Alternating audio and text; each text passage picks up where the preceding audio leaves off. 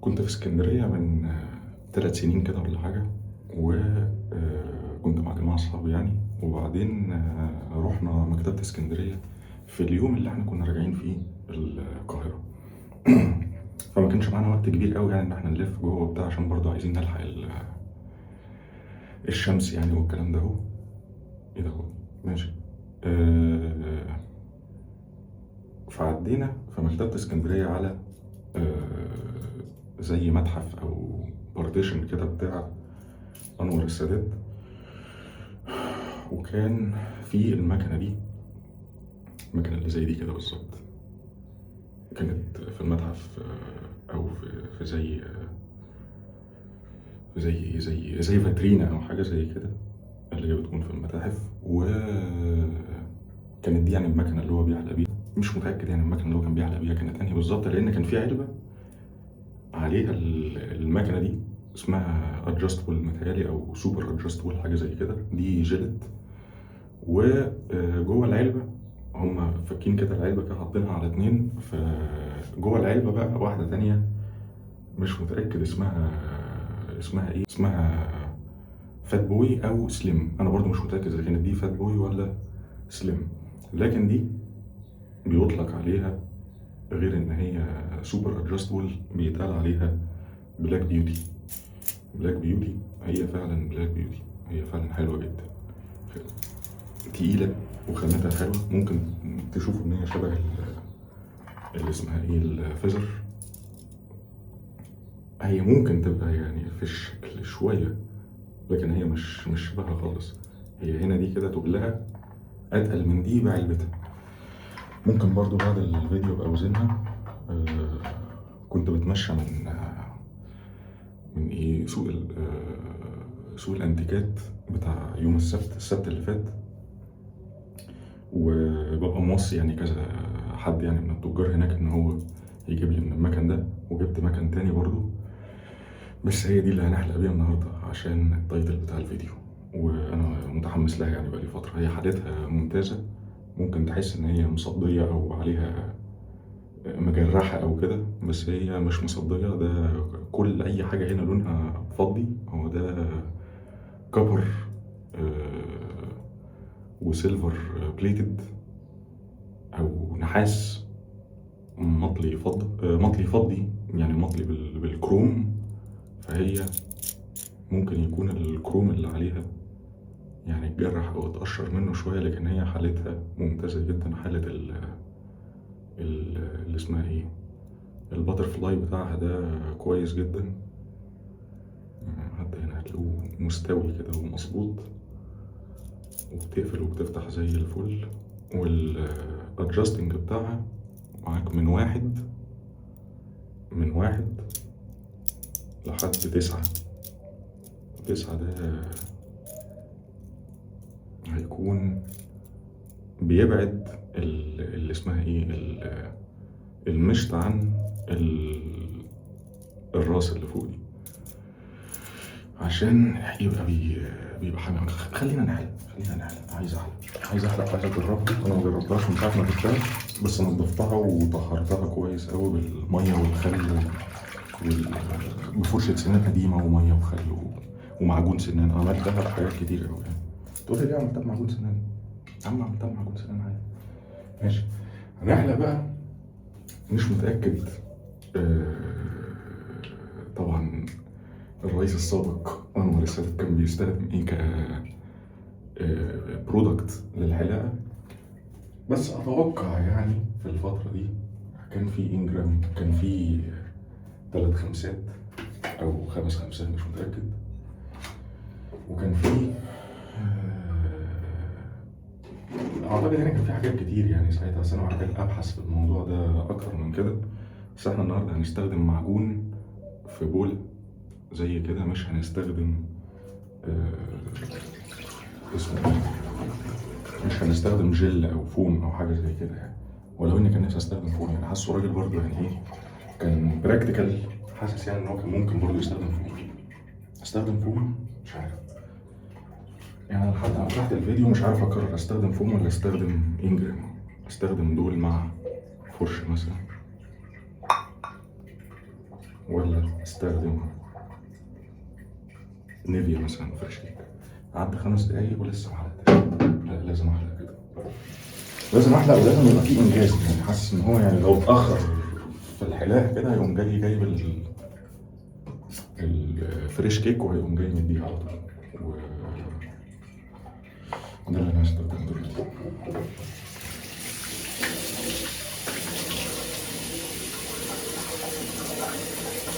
المكان يبقى مترطب بالميه كويس قبل ما تحط عليه الجل.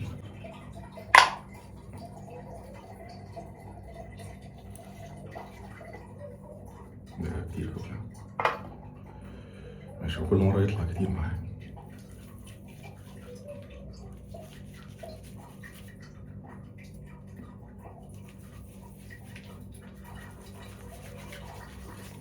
غالبا لو كتر زيادة عن اللزوم المكنة بتتسد أسرع وبتحتاج تتنضف أكتر، فمش بكتره. بس غالبا يعني هو لو زيادة هيبقى أحسن من إن هو قليل، هيحمي وشك أكتر. يعني الفريش كيك ده يعني أحسن ريحة برودكت حلاقة أنا استخدمته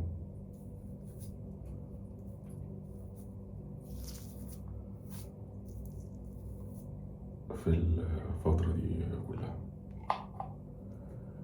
لا مش وقت خالص، لا بجد. المرة الجاية هجيب بتاع ده، هجيب رينج لايت عدل شوية.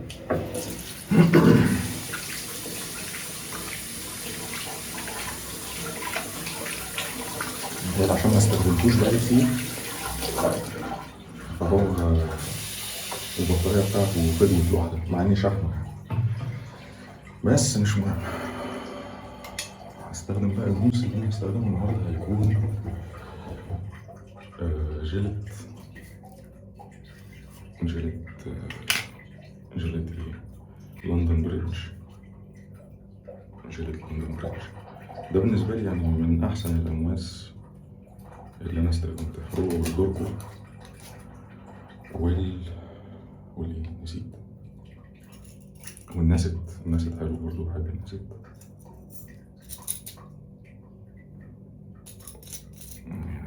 بكل سهولة تفتح الباب اللي تحت ده، تقوم جايب الموس نحطه هنا وهتلاقيه كده مش بيلعب. يعني هو عاملينها دقيقة جدا، وهتلاقي الموس هنا شكله طالع من الناحيتين قد بعضه بالظبط.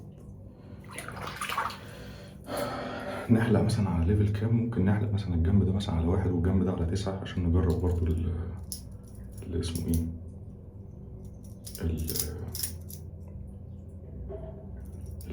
الليفلز بتاعتها. انا نسيت، انا قلت 1 فين و9 فين. 1 هنا و9 هنا. خلينا نجرب هنا على 1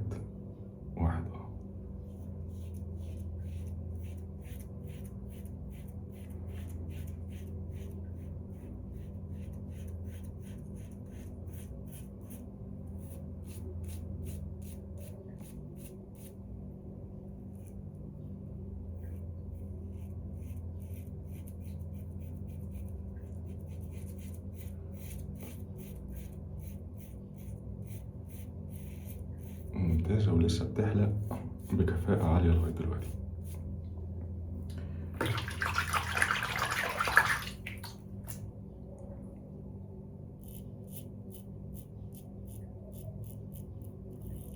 ممكن الحلقة دي نزلت غالبا أول إصدار ليها من 68 مش عارف لحد 76 متهيألي، حاجة زي كده. بس أعتقد دي من القدام، يعني هتلاقيها من الستينات أعتقد، لأن هي نزل لها كذا شكل. في واحدة اليد بتاعتها أقصر من كده، فاليد بتاعتها طويلة كده أعتقد، مش متأكد، ممكن برضه يعني أتأكد من الموضوع ده، حاسس كنت المفروض أتأكد يعني قبل الفيديو. بس هو يعني القناة هنا مش تعليمية على قد ما هي للانترتينمنت. بالمناسبة عايز أعمل شوت أوت لعبد الرحمن. كان قال لي في الفيديو اللي فات إن هو عايز شوت أوت ليك يا عبد الرحمن. اسمه اليوزر نيم بتاعه متهيألي اسمه بودي جيم، بود جيم، حاجة زي كده، حاجة كده يعني. بس إن كان شوت أوت ليك يا عبد الرحمن. لو حد عايز أي شوت أوت يكتب لي في الكومنتات وهعمل له شوت أوت الفيديو اللي بعده.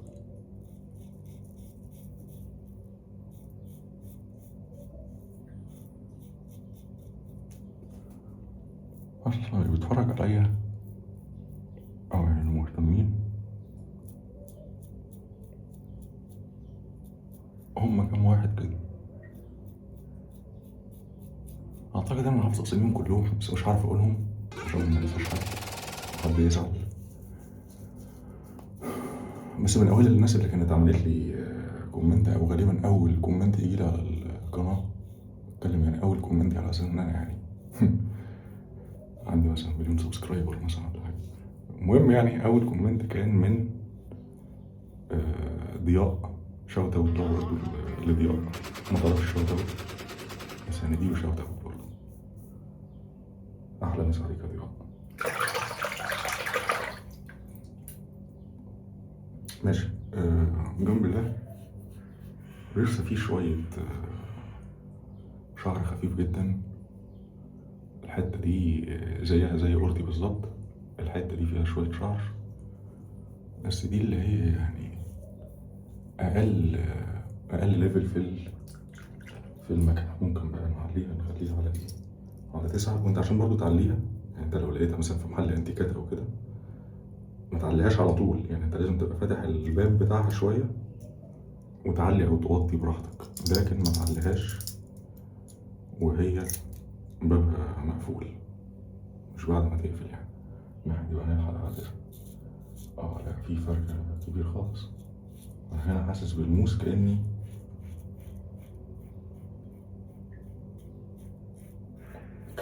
سكينة معجون. غالبا باين من الصوت يعني، بس هو إحساسه حلو برضه. ده كده على 9.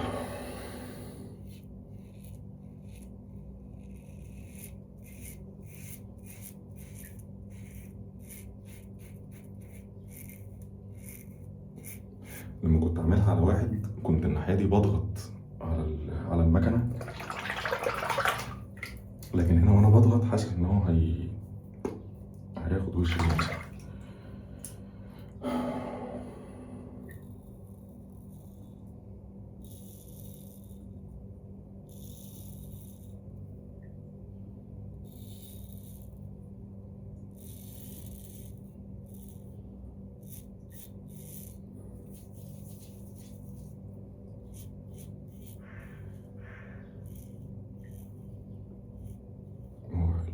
إحساس الموس على الوش قوي جدا يعني. أول مرة أحس بإحساس الموس يعني على الوش بالشكل ده، بشكل حلو مش بشكل وحش يعني. ممكن الناس تشوفه إن هو حاجة مش لطيفة بس هو بالنسبة لي يعني حاسس إنها بحلق يعني جابها على الأرض خالص.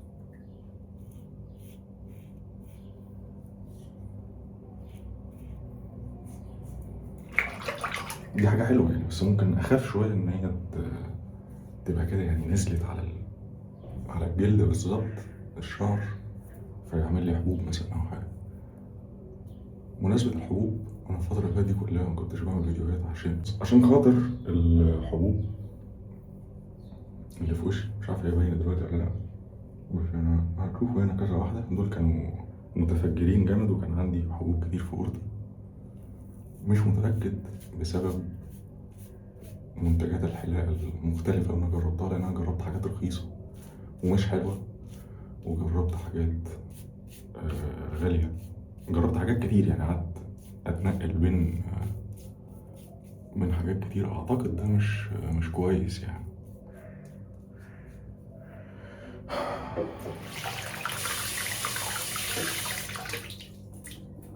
ممكن نرجعها تاني على 1 ونجرب هنا تاني ناخدها بشكل عريضي كده.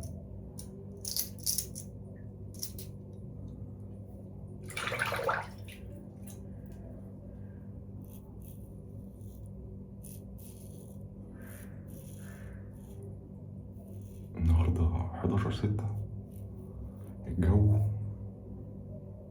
زبالة طبعا مش باين،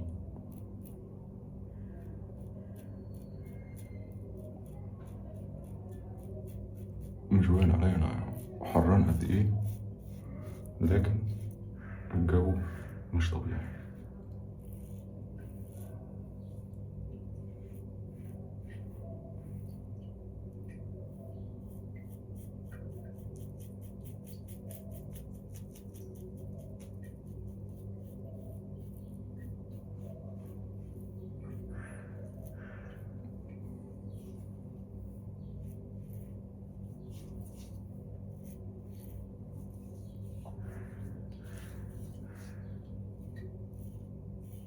عارف إن الناحية دي على واحد المفروض على هنا على 9، بس فينا شوية شعر كده يعني لو خدتهم بشكل عريضي كده يتاخدوا يعني. كسل أخليها على 9 تاني. هو الفرق بين الواحد والتسعة موجود، ولكن الاتنين بيحلقوا بشكل ممتاز. بس التسعة تحس إن هي يعني متكبة على الأرض أوي. بس الفرق بين 1 و9 مش عارف، مثلا لو خليتها على 5 يعني هيبقى الإحساس هيبقى عامل إزاي على الوش، ولا ممكن هو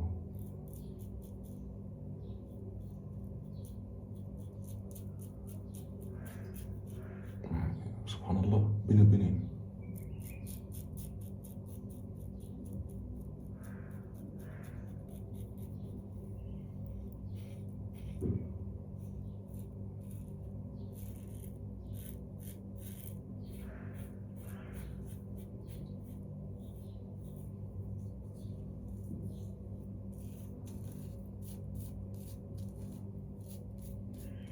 بس خلاص خلصنا كده الحلقة. كنت فاكر إن أنا أتكلم على حاجة بس نسيت يعني. أغسل وشي بقى. وأنت وشك مبلول هتجيب حجر الشبكة تمشيه كده تحت المية وتضرب بيه على وشك.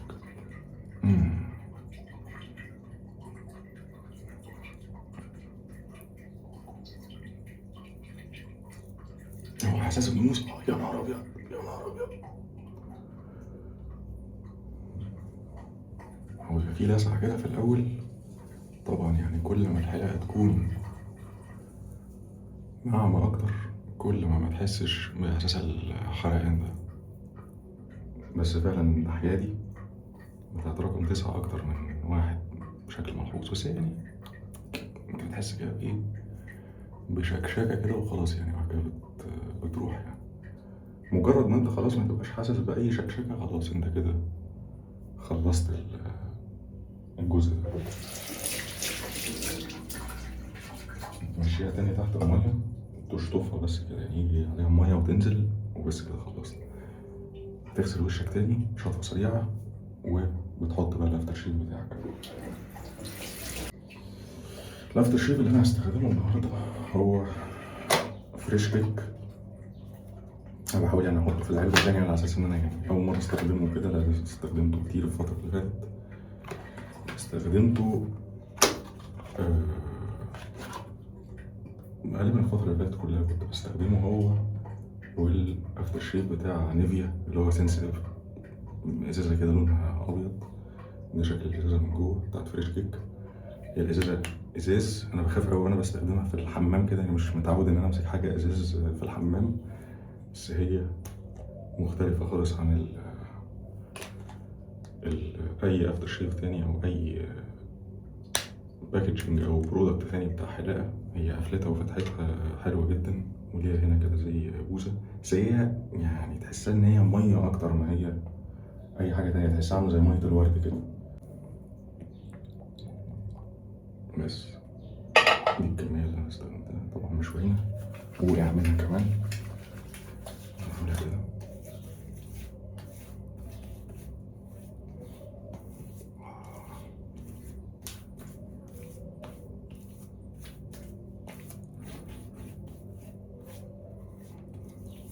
فعلا فريش كيك، يعني ما كتبوش، يعني تحس كده كيك كده بتيجي في وشك وانت بتستخدم البرودكتس دي.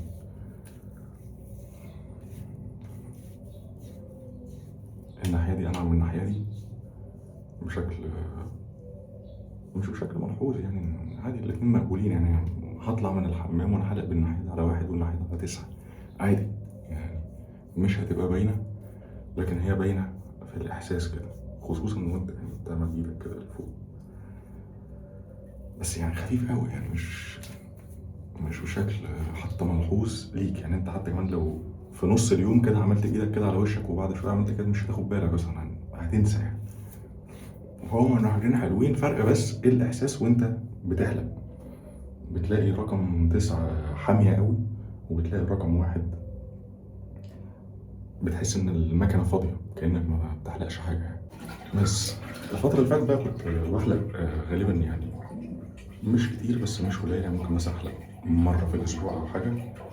وطبعا دماغي حلقتها كتير جدا الفترة اللي فاتت، وكل فترة أو يعني كل مرة باجي أحلقها أقول أسيبها ولا أحلقها، بس أنا هحلقها هنا بعد الفيديو يعني. بس أنا حاسس الشعر تقيل، يعني ممكن برضه حد يقول لنا رأيه. مش متأكد إذا كان تقل ولا لأ، بس أنا حاسس يعني هنا نفس درجة تقلان هنا أو أقل شوية. مكنة الحلاقة دي أنا جبتها من سوق الأنتيكات، كانت ب 300 جنيه. طبعا يعني بالنسبة لها هي ولا حاجة، ده كأنه كنز وأنت لقيته. فأنت لو لقيتها حاول تجيبها، حاول تدور عليها، هتكون أحسن من أي مكنة تانية ممكن تستخدمها، وبتعادل مكن تاني غالي جدا زي مثلا المكنة دي روكويل. المكنة دي كنت مخلي أخويا جايبها لي من بره، كانت واقفة 5000 وشوية، 6000 جنيه حاجة زي كده يعني. ف المكنة دي بالنسبة لها تشد معاها جدا، بتدي نفس إحساس الحلاقة ونفس الأداء. يعني هنا برضو هي أدجستبل اللي هي الروكويل دي، فأنت تقدر برضو فيها درجات، فيها درجة أولى لدرجة 6 أعتقد، 6 ما علينا. فهي بتشد معاها جدا. 300 جنيه 5-6000 جنيه، ودي برضو انت ممكن تلاقيها في محلات انتيكات تانية، ممكن الراجل يديها لك ب50 جنيه 100 جنيه. محدش مهتم يعني بالمكن ده، ومحدش مهتم بتجميعه غيري غالبا. بس الناس بتاعت الأسواق هم عشان عارفيني وعشان الكلام ده، المفروض انهم عشان عارفيني الدنيا يبقى ارخص يعني بس هم عشان عارفيني وانا برضو بحب يعني ما تقلش يعني عليهم، او هم اصلا المفروض بيبقوا يعني تعبانين واقفين في الشمس طول النهار وبتاع، فمش بفاصل معاهم. بس انت ممكن تفاصل معاهم، ممكن كنت تاخدها بنص السعر ده. بس انا بالنسبه لي يعني من 100 جنيه حتى 300 جنيه ولا من 50 جنيه ولا حتى ال 300 جنيه بالنسبه لها زي ما بقول لك هي ولا حاجه. فجبت مكان تاني هنجربه الفيديوهات اللي جايه، وبس كده. اشوفكم لما الدنيا تطلع.